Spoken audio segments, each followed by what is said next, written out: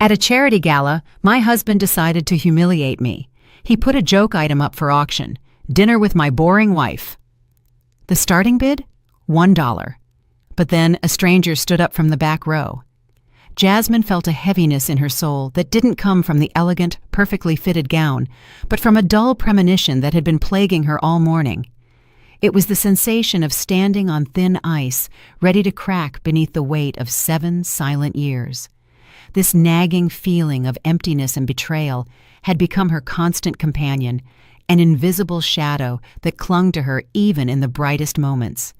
The dress, custom-tailored in midnight blue velvet, had been Sterling's choice, not because it suited her, but because it served as the perfect, understated backdrop for his own brilliance. She was the silent, dark pedestal upon which his golden ego could be enthroned. The charity auction, the annual event where his firm, Vanguard Equity Solutions, VES, gathered the city's high society, had always felt more like an obligation than a celebration to her. She sat at her table, the expensive fabric of the dress seeming to choke her, and watched Sterling, her husband. She didn't see the charming department head everyone else admired, but the actor whose mask only cracked for her. "He is just a facade," a cold voice whispered in Jasmine's head. "And you handed him the blueprints for that fake building."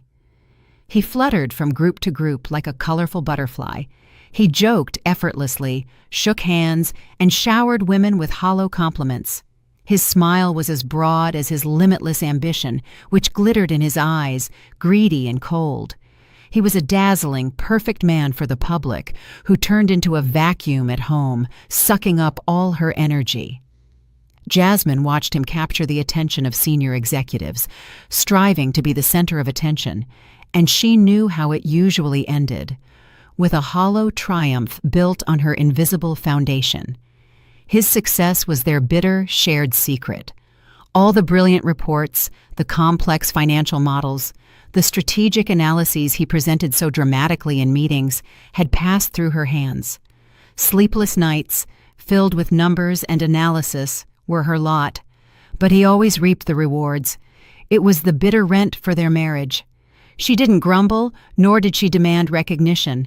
Her love for Sterling, blind and all-consuming, had once been reward enough for her. Or had it only seemed that way?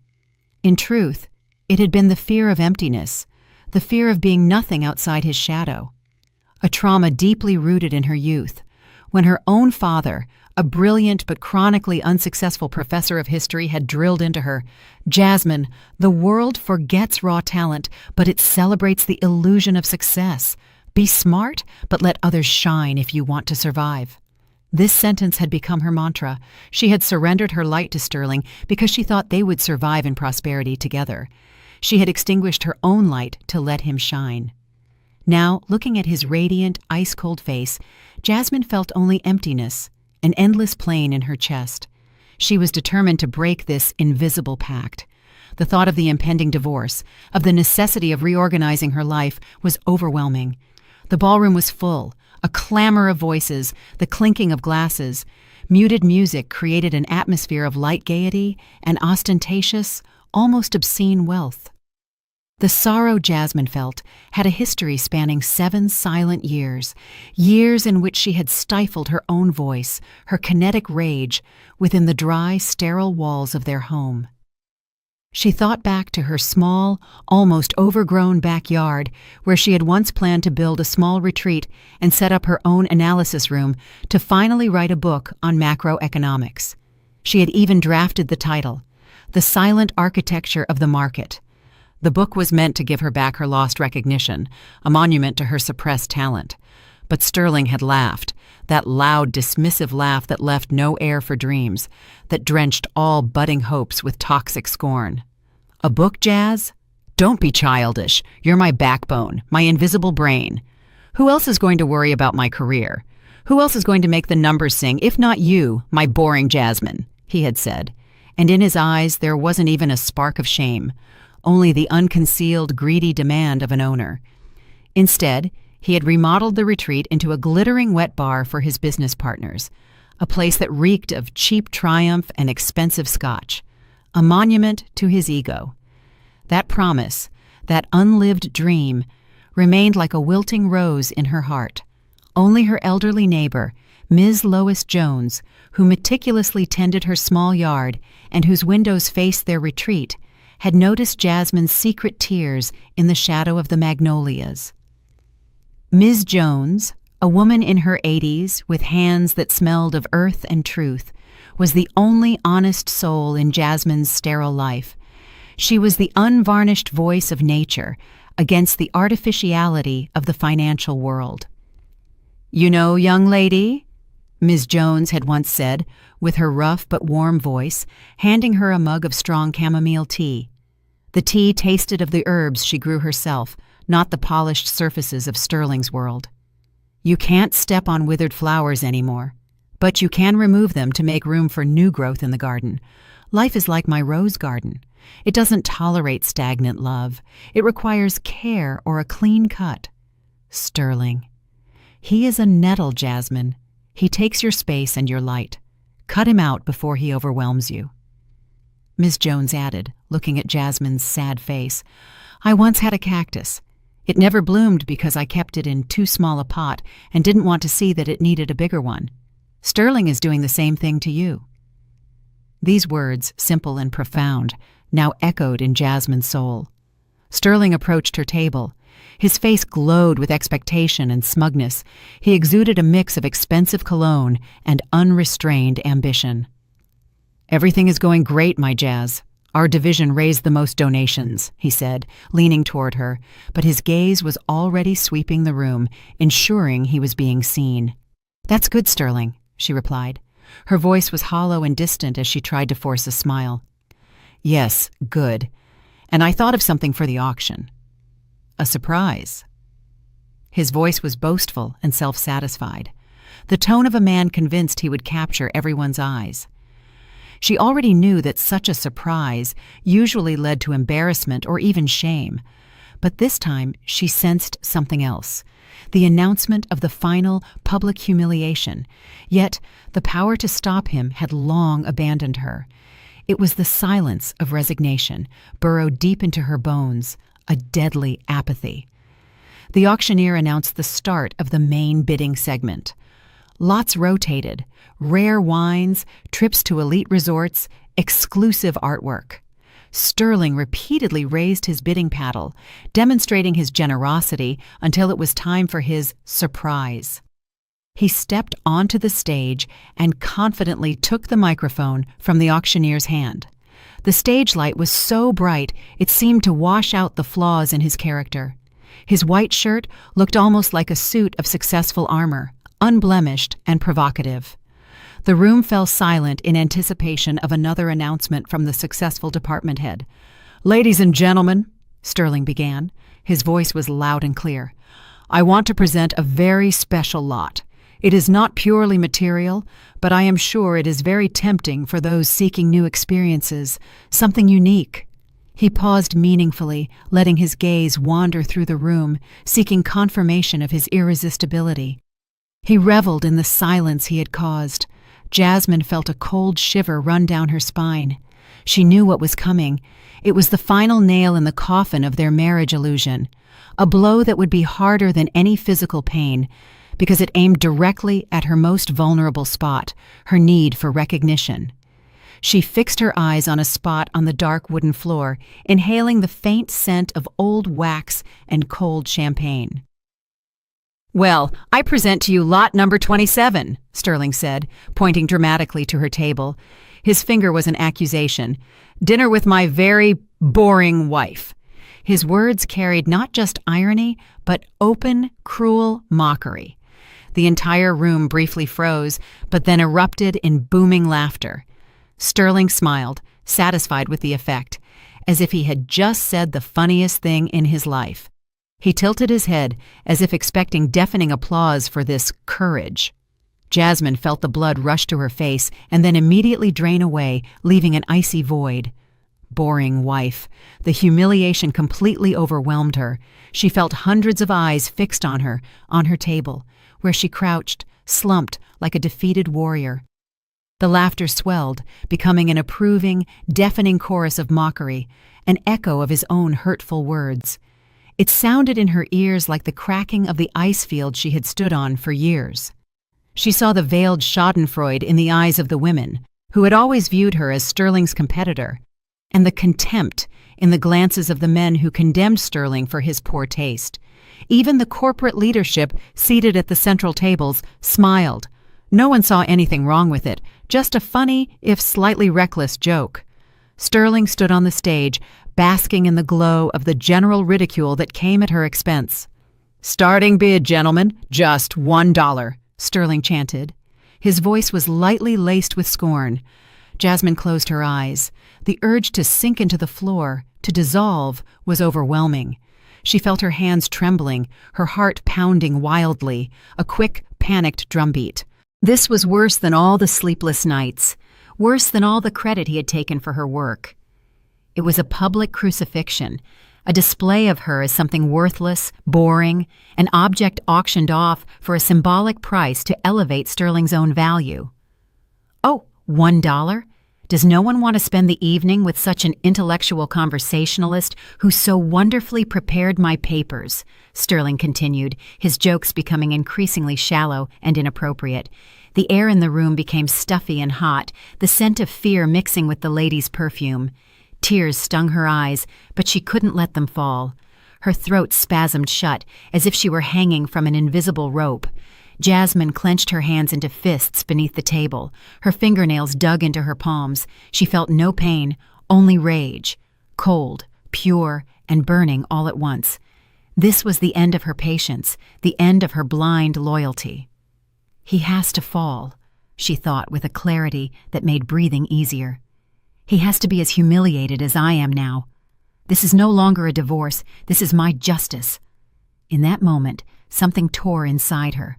Not like a fine thread, but like a thick, rusted cable connecting her to this man and this life. $5, someone shouted from the crowd. "10, cried another, and the voices merged into a mocking choir. Jasmine looked at Sterling. He looked back at her, but there was no spark of remorse in his eyes, only triumph, the taste of victory. It became clear to her that she had always been just a backdrop for him, a useful tool, an object to be ridiculed to demonstrate his own importance. Suddenly the laughter ceased. The room froze. The silence was so dense one could hear the attendees breathing. From the back rows, where the truly significant, unapproachable, invited guests sat, a tall, imposing man rose. He wore an impeccable dark gray suit that absorbed the light and underscored his authority. His posture was regal, his gaze sharp, cool, and piercing. It was Dr. Silas Thorne, known in business circles as the Architect, a master headhunter, a man who could track down any talent and win it for any company by realigning careers. His presence at the auction was unexpected and honored the event. $100,000, his voice boomed, loud and distinct as thunder in the stunning silence. The amount was monstrous. The number acted like a physical force, stifling the mockery in its infancy. The room was utterly quiet. No one had expected such a turn. Sterling on stage looked dumbfounded. His smug smile had slipped away. His mouth was slightly open. The silence seemed to steal his breath. Dr. Thorne slowly, almost majestically, strode down the aisle, his gaze fixed firmly on Jasmine. Every step was filled with dignity and unwavering self-assurance. The entire atmosphere around him seemed to crackle with electricity. The tension was almost physically palpable. He moved with the controlled calm of a hunter who knows his prey will not escape him. He stopped at Jasmine's table, extended his hand to her, and said in a deep, resonant voice, "Pardon me, Mrs. Vance. Dr. Thorne?" Jasmine looked up at him. There was no pity in his eyes, no curiosity, only respect and a deep, unobtrusive understanding. It was as if he had seen not only her work, but her entire suppressed existence and calculated her true market value. As if in a dream, she placed her trembling hand in his. His touch was firm and cool, but not cold. He helped her stand up. Sensing thousands of eyes on her, Jasmine straightened. The cold rage within her gave way to a razor-sharp, merciless realization. She was no longer a commodity, but a valuable resource, whose price had just risen from $1 to $100,000. "Such talent should not be wasted," Dr. Thorne said loudly, looking at Sterling, who was still standing on the stage with his mouth open, clutching the microphone. "I am bidding here not only for dinner, ladies and gentlemen, but for the intellectual integrity and the priceless labor that this gentleman has just auctioned off for $1. His words were addressed to the entire room, but only Jasmine understood their true, devastating meaning. It hadn't been about a dinner. It was about her invaluable worth, which Sterling had sold for $1. A few weeks ago, when despair had become her constant companion, when every success Sterling claimed for himself echoed in her soul as a screaming injustice, Jasmine had made a decision. In a fit of desperation and vague hope for something better, she had gathered all her work, all the reports, presentations, and analytical evaluations she had prepared for Sterling, even those he had dismissively rejected as too complicated, and sent them to Dr. Thorne, whose reputation as a talent scout she knew. It was her cry for justice, a message in a bottle she had thrown into the ocean of the business world. She hadn't expected a reply. It was more a last act of self-respect, but the answer had come, and now he stood before her like a savior, rescuing her from this humiliation.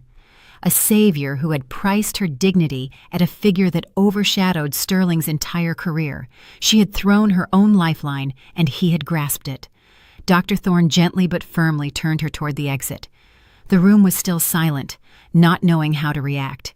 Sterling was speechless, immobile. He stared after the departing Jasmine as if seeing a ghost that embodied his own downfall. "We will speak tomorrow morning," Dr. Thorne said softly as they left the room. "Your resignation is already prepared. You just need to sign. This is the last humiliation you will have to endure." He added, "An excellent offer awaits you, Mrs. Vance. A life in which you are no longer a boring wife, but the architect of your own success." Jasmine merely nodded, unable to utter a word. She felt a massive, stony burden fall from her shoulders. The expensive fabric of her dress now felt feather-light. This was not just a walk out of the ballroom. It was the irrevocable exit from her old life, an act of liberation. Outside, a cool, fresh autumn wind blew, driving the stale smell of wealth and vanity from her lungs. She inhaled deeply. The air smelled of rain and a new beginning, of freedom and wet stone. She got into Dr. Thorne's car, whose interior smelled of leather and cool efficiency. She did not look back at the brightly lit window of the ballroom where her old cage had stood. In the morning, Jasmine did not sleep.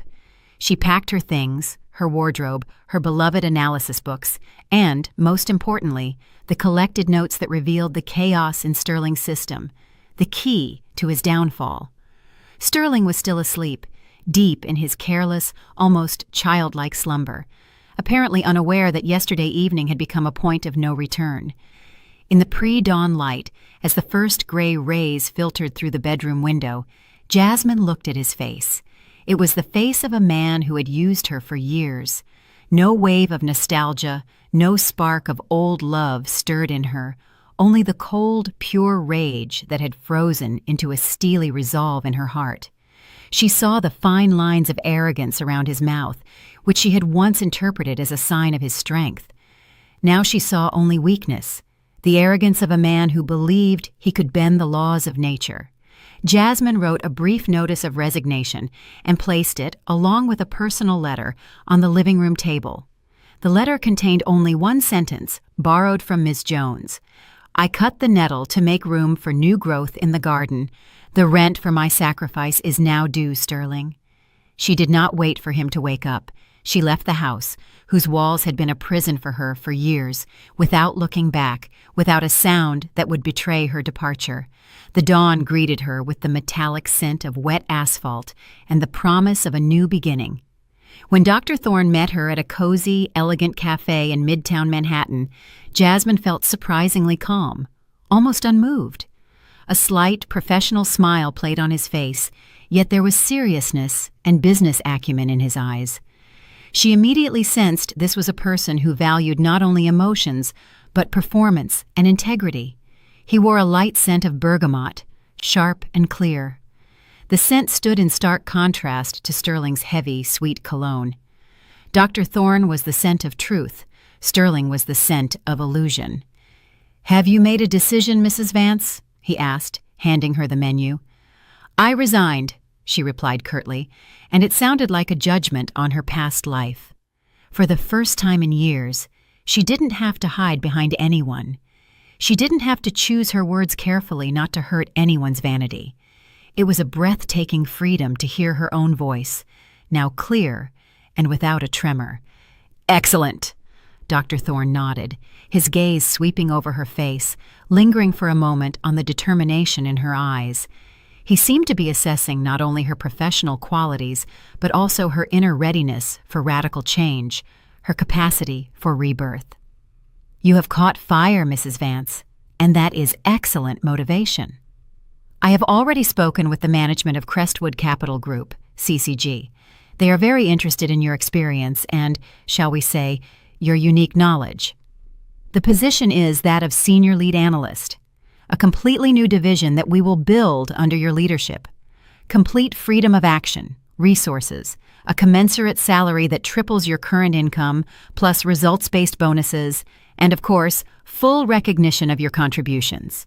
No more boring wives and $1 bids." The last phrase was spoken without the slightest mockery, only with a hint of understanding and respect. Jasmine felt something happen inside her, as if the ice surrounding her soul was cracking and melting. For the first time in a long time, she felt valued, not as someone's appendage, but as an independent personality, a top-tier professional. "I accept," she replied, and her voice carried a steely resolve she hadn't expected from herself. This was not just an acceptance. It was a declaration of her right to a dignified life and career. Revenge would be the byproduct of the assent. "Wonderful." Dr. Thorne took a sip of coffee. "You can start immediately if you wish. We have already prepared your workspace. And by the way, Mr. Theodore Harrison, the CEO, is counting heavily on your help in a delicate matter. Vanguard Equity Solutions, your former colleagues. They are currently fighting actively for two large agricultural holdings, Golden Harvest Farms and Heartland AgriCorp. They are our main competitors in that segment, and they hold those clients with an iron fist. Your knowledge of them would be invaluable." A mischievous spark flashed in his eyes, and Jasmine understood that her revenge would not only be cold, but also very profitable. Jasmine smiled, and there was no warmth in that smile, only steely determination. She knew everything about those clients. She knew their needs, their weaknesses, their unfulfilled requests, because it was she who had prepared the reports and proposals for them, which Sterling had later defended with bravado, only slightly changing the wording. The architecture of his career was now in her hands, ready for demolition. Her first days at Crestwood Capital Group were like a bath in the clear, cold sea after years in a stuffy, warm room. Her new office was a temple of functionality, minimalist with lots of glass and a panoramic view of the harbor where the large ships lay, a symbol of the wide world of possibilities. She enjoyed the clean space, smelling faintly of fresh paint and polished wood. There was no stuffy air of Sterling's ego here, and no trace of his dominant cologne. Here, there was only her performance. Dr. Thorne, who now proved to be a true mentor, not only introduced her to her duties, but also fostered her visions. "You have a gift, Mrs. Vance," he told her once during a meeting where she presented a complex risk assessment. "You don't just see the numbers. You see the people behind them and the mistakes that arise from arrogance and complacency. Use that knowledge.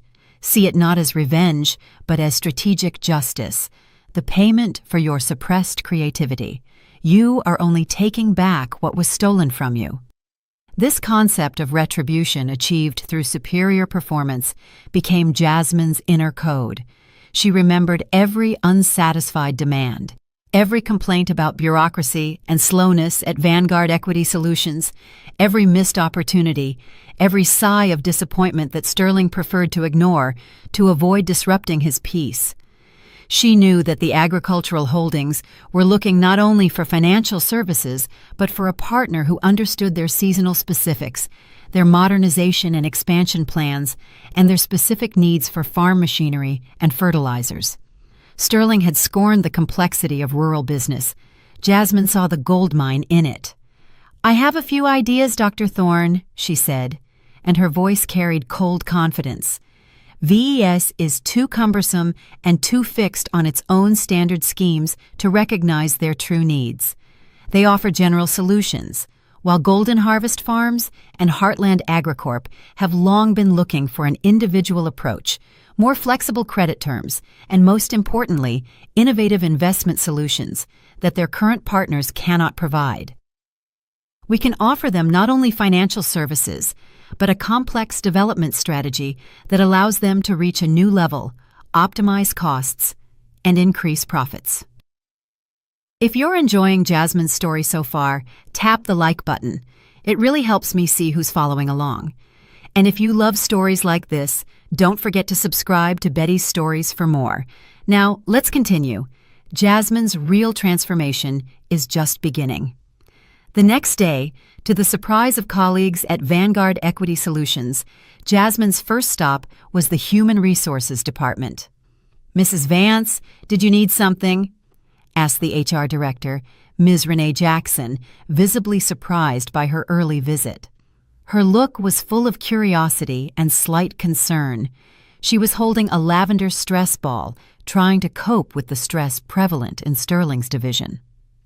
"I have submitted my resignation," Jasmine said firmly, handing her a folded sheet of paper. There wasn't the slightest shadow of doubt on her face, only the calmness of absolute certainty. Ms. Jackson took it, scanned it, and her eyebrows shot up in astonishment. "But why? You are a valuable employee. And Mr. Vance, he is counting on you. The quarterly report is due soon. You know that. We are paralyzed without you." Genuine concern for the company, not for Sterling, resonated in her voice.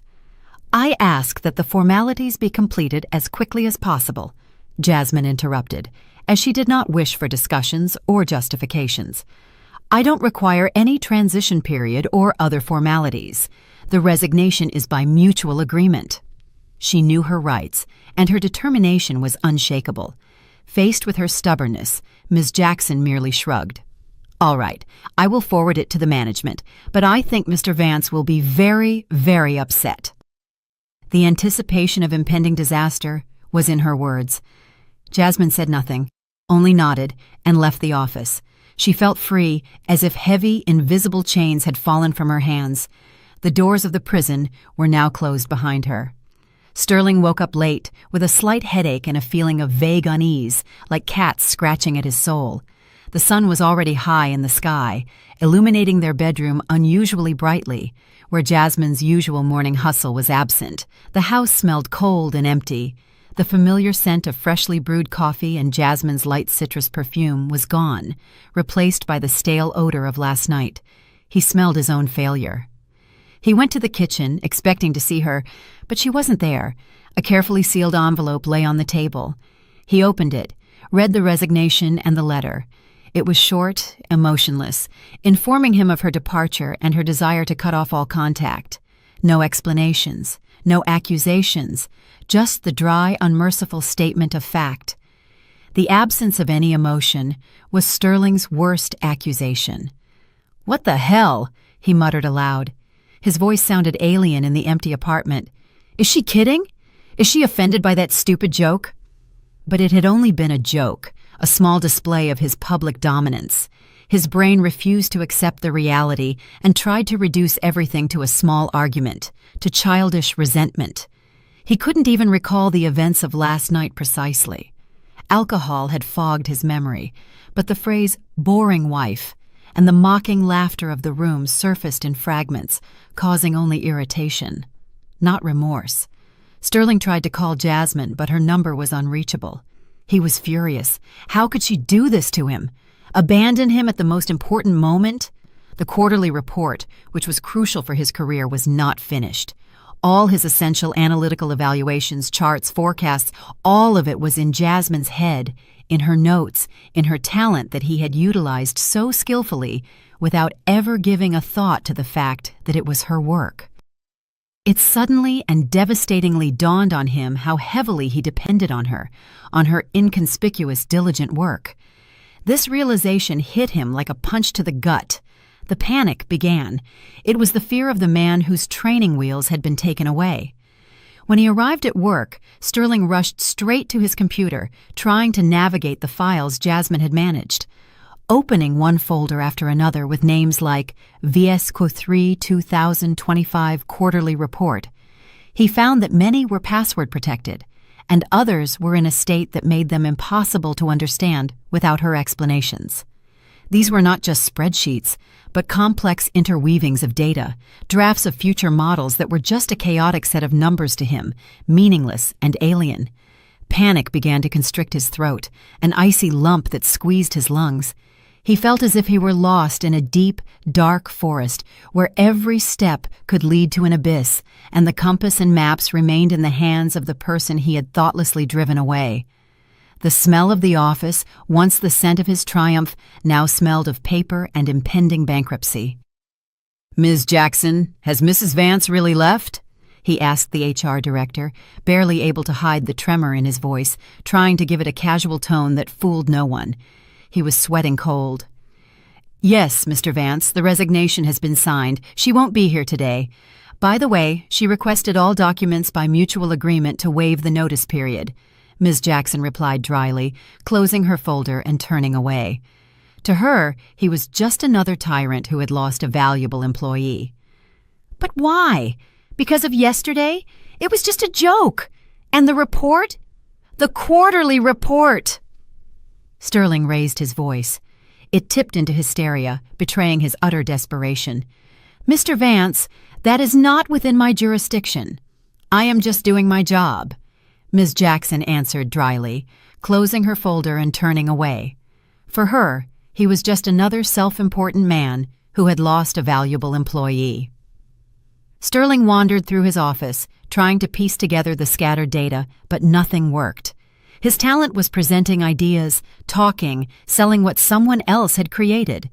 Without Jasmine, he turned out to be completely helpless, like a puppet without strings, like an engine without fuel. Every file, every line of code, every spreadsheet was dead to him without her explanation, encrypted with a code that was invisible to him. He felt the ground being pulled out from under his feet, how his life, built on someone else's work, began to crumble. The division he had been so proud of now looked like a house of cards that threatened to collapse at the slightest breeze, and he himself was its weakest link. He had to wander around for hours just to find the data that Jasmine would have found in minutes. The cold sweat of failure covered his forehead. His hands trembled, and he nearly shattered the expensive designer lamp on his desk. Meanwhile, the devastating blow was executed with icy precision.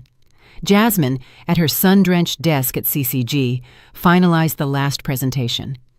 In just a few days, she had developed a strategy that exposed and corrected Sterling's errors of the past few years. She had transformed the client's quiet complaints into clear, profitable solutions. She felt no joy, but a deep, satisfying calm. It was the calm of a surgeon who had pulled a rotten tooth. The result was quick to follow. Within 1 week of a series of meetings held by Jasmine, together with the Crestwood Capital Group team, Vanguard Equity Solutions' two largest clients, Golden Harvest Farms and Heartland AgriCorp, announced their switch to Crestwood Capital Group. This was not just a departure.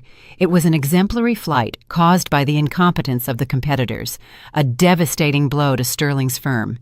They lost not only huge contracts that brought in fabulous profits, but also the reputation that had been built over years and was now instantly dissolving. The entire industry was talking about Crestwood Capital Group as the new strong player capable of changing the rules of the game, and about Vanguard Equity Solutions as a company losing its edge and falling behind the times. Sterling became synonymous with a department head who had sold his company's brain for $1. Panic erupted at Vanguard Equity Solutions. Chaos reigned in the finance division, which Sterling couldn't control. The numbers didn't align. Forecasts collapsed. Investors began to worry. Sterling, unable to complete the quarterly report, wandered between divisions, trying to shift the blame onto everyone but himself. His face was pale, his eyes glittered feverishly from lack of sleep and stress. He barely ate. His clothes hung loosely on his body, once so impeccable. He lost the aura of his former success within days. "How can this be?" he roared at his subordinates, gesticulating wildly. "Don't you see that that we have problems? Where is the data on these clients? Why did we lose them? Why couldn't anyone keep them?" He searched for culprits but found only confusion and helplessness in the eyes of his employees. But his subordinates could only shrug. Without Jasmine's system, without her analytical acumen, they were lost. Her absence felt like the amputation of a vital organ. His division was paralyzed, and without his right hand, Jasmine, he had accomplished nothing. The news of the loss of the key clients was the final straw. He felt the office walls closing in, his lungs unable to draw enough air, as if he were suffocating on his own failure. He had to lean on the office doorframe to keep from collapsing. The call from his boss, Mr. Theodore Harrison, was short and sharp, sounding like a death knell.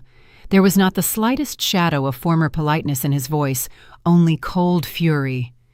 "Mr. Vance, get up here immediately, and don't try to invent another excuse. I need facts, not one of your fairy tales." Sterling entered his boss's office, feeling his legs turn to jelly. Every step was heavy, as if he were walking through quicksand. Mr. Harrison sat at his desk. His face was stone, his eyes flashed with disappointment and anger. An ominous folder with the Crestwood Capital Group logo lay on the desk, all too familiar, like a brand of shame. Beside it lay papers with the contracts from Golden Harvest and Heartland Agricorp, but already with different stamps, different numbers, and a completely different degree of elaboration. The room smelled of cold coffee and bitter defeat. "What is going on here, Mr. Vance?" Mr. Harrison said.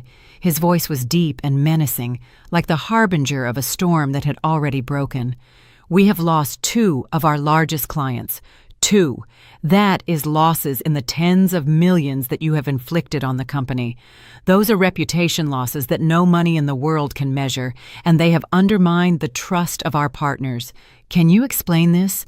I expect a reasonable explanation. No more empty phrases." He looked at Sterling with a piercing gaze that seemed to bore right through him. Sterling began to mumble something about unfair competition, about a difficult market situation, about Crestwood Capital Group engaging in dumping, but his boss interrupted him abruptly, almost shouting, and slammed his fist on the table. The impact made the cup on the desk rattle. "Enough, Mr. Vance. That is a lie, and you know it. Look at this." He shoved the folder sharply across the desk. It slid across the polished surface directly into Sterling's hands, like a venomous snake dragging him into the abyss. "This is your strategy report, the report you presented to our former clients. This is not dumping. This is brilliant analysis. This is a strategy that considers every little detail, every nuance that you had no idea about. Do you recognize the handwriting?" Sterling took the folder. He flipped through the pages, and his eyes widened in horror. Charts, analytical evaluations, even the phrasing, the specific turns of phrase he had so often heard from Jasmine but ignored, all of it was painfully familiar. This was a report that only Jasmine could write. Her unique style, her precision, her profound knowledge of financial processes. It was her work, her soul, her talent, now working against him, against the company that had humiliated her, against his own once successful career. That's impossible," he gasped, feeling a lump rise in his throat, preventing him from breathing. "It is possible, Mr. Vance, and more than that, it is a fact. You lost a key employee, a person who, as it turns out, did all the work for you. All your brilliant reports, all the successful presentations, all your strategic decisions, that was her work. And now that person is working for our competitors, using her knowledge of us to destroy us." Mr. Harrison's voice filled with rage. His face was red with indignation. "You completely ruined her division. You put the company in jeopardy. Without her talent, Mrs. Vance could have made millions for us. But with you, she led us into the red. You let her go. You made a public mockery of her in front of the entire company, and she turned out to be the only one keeping your pathetic division afloat. You didn't just lose an employee, you lost the company's brain. The price of your joke was the collapse of your entire career." Sterling tried to say something, but the words stuck in his throat and refused to come out. His humiliation was complete and total. He understood that it was pointless to argue, that every word he spoke would just be an empty sound. All his schemes, his assumed merits, his lies, all of it collapsed in an instant, like a house of cards he had so carefully built on foreign shoulders, on foreign talent. "I have made a decision, Mr. Vance," Mr. Harrison said. His voice became cold and official, like it was carved in stone. "You are terminated for repeated incompetence, for the loss of a key employee, and for causing colossal damage to the company's reputation and financial standing. Your position is already being filled by someone else who is hopefully not as foolish and self-satisfied. You can pack your things and leave the premises within 1 hour. Access to the system will be blocked immediately. And Mr. Vance, you can forget about any references. Your career in this industry, at least in this city, is over." Sterling's world collapsed. He left his boss's office as if in a trance, feeling invisible to everyone. Every step was heavy, as if he were walking through quicksand. Colleagues, normally so friendly and flattering, now turned away, avoiding his gaze. He heard muffled whispers, saw the contemptuous glances they threw at him. No one wanted to look at a man who was in the spotlight yesterday and was broken today. He, the successful department head, the pride of the division, was now a nobody, an outcast, a man who had lost everything: his career ascent, his social status, his reputation. Everything crumbled to dust in one evening because of one stupid, cynical decision, because of a single humiliating joke. Returning to the empty apartment, Sterling felt a sharp, burning pain in his chest. He had lost not only his job, not only the money, but also Jasmine, his foundation, his support, the person who had made him successful, who had been his invisible brain. Loneliness had moved into his house. The apartment, which had once been enlivened by Jasmine's quiet presence, now smelled of must and stale air. The whole house seemed to condemn him. Sterling wandered through the rooms. He saw the empty space in Jasmine's closet where her elegant dresses had hung, and felt a wave of shock.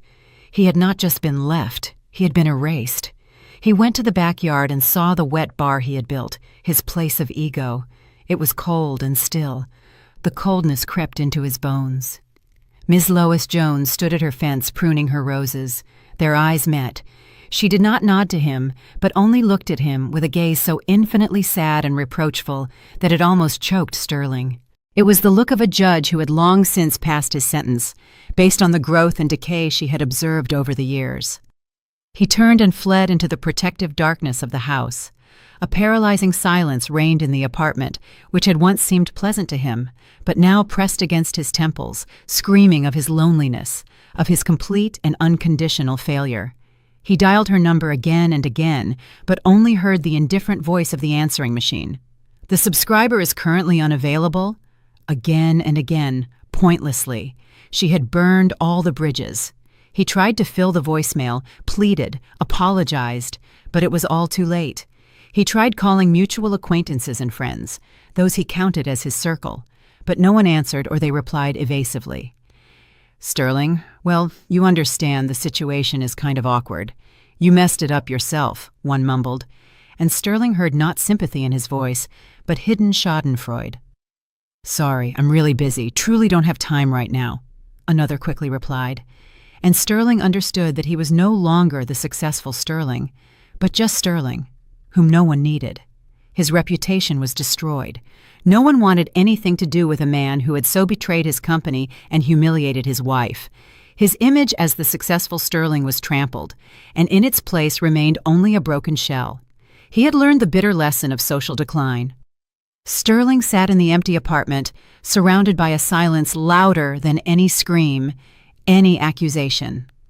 He saw before him the images of last night, the laughter of the room, his own smug face, then the appearance of Dr. Thorne, The determined gesture, Jasmine's hand in another man's, and her look of cold rage that he hadn't understood then, and that distance, that icy determination in her eyes that he hadn't attributed any significance to at the time.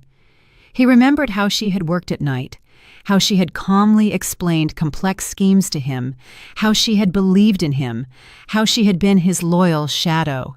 And he had betrayed her, humiliated her, made a public joke of her, and was now paying the full price for it. On the coffee table, where her beloved bouquet of flowers used to stand when she still tried to bring some coziness into their home, lay a small note written in Jasmine's hand, which he had overlooked on his way out this morning. I wish you exactly the same happiness that you gave me. Think about it. And now, in this deadly silence, those words sounded like a final judgment to him. He was lonely, empty, and before him lay only bottomless emptiness. He had done it to himself. It was a cold, unmerciful revenge that had led to the complete collapse of his life.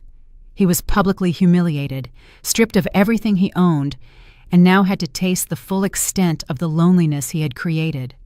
He was alone, absolutely alone, consumed by the flame of his own failure, and there was no one who could save him. The future seemed empty, frightening, without the slightest glimmer of light, and that was his own doing. His life lay in ruins, and all he had left was to wander alone through them, remembering how he had single-handedly destroyed everything he possessed. He, Sterling Vance, the man who made a career, now had nothing left, and that was only the beginning of his suffering, the cold, final lesson about the true value of love and respect. 2 months later. The autumn had turned into a clear, frosty winter. Jasmine sat in her new office at CCG. She was the architect. Her team was loyal, her success undeniable. The name Vance, once linked to Sterling, was now only synonymous in the industry with her precision and strength. The scent of polished wood, clear glass, and freshly brewed, strong espresso filled her room. She had rented a small, modest apartment with a balcony overlooking a small park. The furniture was simple, but it was hers alone. No expensive velvet, no stifling expectations. One Saturday afternoon, she drove back to her old house, not out of nostalgia, but to settle one last matter. She needed the final boxes of her professional books that Sterling had put in the garage. As she parked her car on the roadside, she saw Miss Lois Jones in her yard. The old woman was deep in her work, surrounded by a sea of dry leaves and the bare branches of the roses. Jasmine no longer felt rage, only a slight, almost academic sadness about the futility of the lost years. She walked to the fence. "Ms. Jones?" The old lady slowly straightened up. Her eyes, sharp as ever, recognized Jasmine immediately. There was no surprise in her gaze, only deep, silent satisfaction. "Ah, Jasmine," she said. "I knew you'd be back. I was waiting for it." She waved Jasmine into her yard. The air smelled of damp earth and the promise of the next spring. "I'm just picking up some books. I just wanted to see you and say thank you," Jasmine said softly. "Your words, they were the cut." Miss Jones smiled, a smile that deepened the lines around her eyes. "Every garden needs a winter, Jasmine, a time of hardness to recover for the new bloom. Your winter is over," she added. "You see, Jasmine, the rose that is not pruned goes wild and spends its energy on unnecessary growth. Sterling was like such a rose, too much show, no substance. But you freed yourself and are now a plant striking new roots." She pointed with her rough, work-worn hand to a spot in the yard. "See what happened to the wet bar? It's empty. It's cold." "Yes, Sterling is no longer here," Jasmine said. "He lost everything." "That is the law of the garden, Jasmine. You reap what you sow. He sowed loneliness, and he will reap loneliness, but you made a clean cut and prepared the soil for something true." Miss Jones looked deep into her eyes. "How are you really, Jasmine? Not the architect, but the woman." Jasmine felt tears well up in her eyes for the first time in months. They were not tears of pain, but of relief. "I am alone, but I am not lonely," she whispered. "I have my work, which is mine, and for the first time I have found my own worth. I am building my own foundation, and it is stable." "That is the rebirth," Ms. Jones said, placing a hand on her arm, a touch that was surprisingly firm and warm. "Don't forget, young lady, the greatest happiness is being your own gardener. Tend your new roots. Revenge is just the necessary weeding. Life is the growth that follows. Don't be afraid of the cold earth, Jasmine. It is the cradle of life." Jasmine nodded. She understood. The liberation was not losing Sterling. The liberation was discovering her own strength. With a smile that was deep and genuine this time, she said goodbye to the old gardener and walked toward the house. She felt the cold wind, but now it seemed to cleanse her soul instead of freezing it. She was the architect, and she was the gardener. Her new life had just begun. 3 years later, the legacy of Justice Jasmine, now known as Dr. Jasmine Reed, stood on the stage of the annual Financial Congress. She no longer wore midnight blue velvet, but a gray pantsuit that radiated authority but didn't stifle. She spoke not about numbers, but about the architecture of stable success, a philosophy she had established at CCG herself. Her voice was clear, her presence undeniable. She was the woman whose talent had changed the game. After her presentation, as the applause subsided, Dr. Thorne approached her. "Brilliant, Jazz. We are proud. That is the true revenge, superiority, not destruction." "The destruction came by itself," Jasmine replied softly. "I just reorganized the building blocks." She had heard about Sterling. He had never gotten back on his feet after his termination. He worked as a consultant for small, obscure firms, struggled with debt, and desperately tried to call his old circle of acquaintances. He had learned that illusion doesn't last long without substance. His loneliness had become so deep that he often sought out the wet bar in his abandoned yard as his only refuge. It no longer smelled of expensive scotch, but of damp wood and despair. However, Jasmine had planned one last, instructive act. With her new, more than 3 times higher salary, she bought back the house that Sterling had to sell because of his debts. Not to live in it, but to give it to Ms. Lois Jones. She drove to the house one last time. Ms. Jones was already at the fence. She did not look surprised. "I heard you're the new owner," Ms. Jones said and smiled. "A beautiful gesture, Jasmine." "It's not a gift, Ms. Jones. It's a foundation. The foundation for undiscovered talent. I will tear down the wet bar and build a small library there where young people can study in peace, right where Sterling celebrated his ignorance." "And the garden?" Ms. Jones asked. "The garden belongs to you," Jasmine said. "As a token of my gratitude and a symbol of rebirth, you will teach there that life requires care and not vanity." Ms. Jones nodded, her eyes teary. "That is the most beautiful form of justice, Jasmine. What was stolen becomes a tool for good. Life is the highest lesson." Jasmine drove away, looking in the rearview mirror. She saw Ms. Jones in her small yard, ready to nurture the new roots. She took a deep breath. The cold wind of success now seemed warm. She was no longer Sterling's boring wife. She was Dr. Jasmine Reed, the architect of her own life and the gardener of her own soul. And that was her true, priceless triumph. She had arrived.